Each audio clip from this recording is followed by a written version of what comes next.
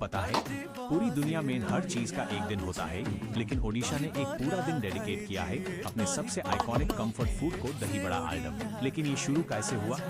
कहानी शुरू होती है कटक के बारा और आलूदम के अनोखे संगम से। कहते हैं सदियों पहले जब गर्मियों में दही का ठंडक और मसालेदार आलूदम का तीखापन मिला तो जन्म हुआ इस लेजेंडरी कॉम्बिनेशन का। लेकिन दही बड़ा दिबासा की शुरुआत डिजिटल एज में हुई।